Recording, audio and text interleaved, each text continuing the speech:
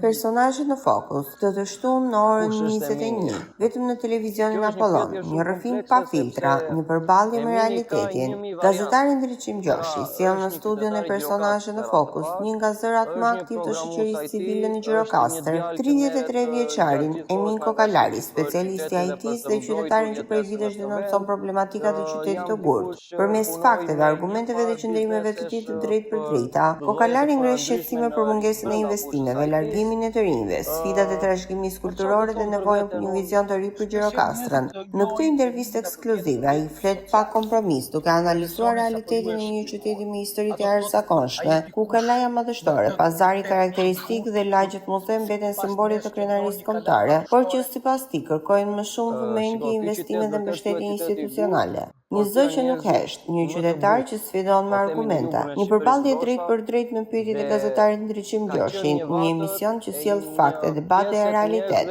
Mos u humbisni, Personazhet në fokus këtë të shtunë në orën 21, vetëm në televizionin Apollon. Realiteti nuk ka nevojë për filtra, ka nevojë për zë.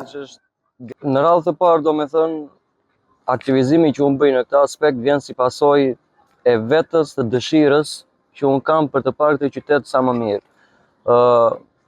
Ky qytet, unë jam dhe pak patriot dhe këtu kam lindur, këtu kam jetuar dhe këtu dua të ndërtoj dhe nesër dhe familjen time.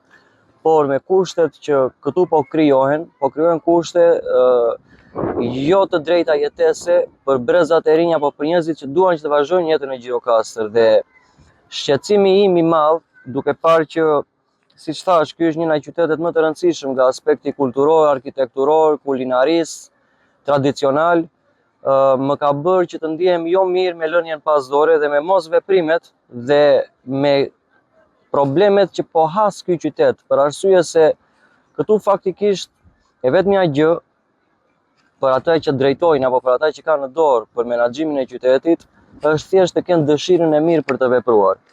E vetmja gjë që këtu mungon është dëshira, sepse këtu nuk kemi nevojë për mbikalime, tramvaje, nënkalime apo ku diun se çfarë. Duhet kesh parasysh dhe duhet dish që jemi vetëm një qytet ndoshta në Republikë, mund të them, që nuk kemi një kënd lojrash për fëmijë të mirëfillt. Standardet e kopsheve dhe çerdheve janë për të qarë në shumë vende. Këtu ka kërcitur ujërat e zeza në çfarë do lloj lagjeje, është e papranueshme domethënë. Këto muret e Kalasit, shikoni këtu që çdo vit më përpara ose një herë në 2-3 vjet mirëmbaheshin, hidheshin pesticide për të ruajtur një trashëgimi kulturore që ne kemi siç është kalaja dhe trashëgimi materiale. Sot më janë lënë në mëshirë të fatit dhe nuk po punon askush. Njerëzve po ju krijohet një ndjesi jo e mirë në qytet.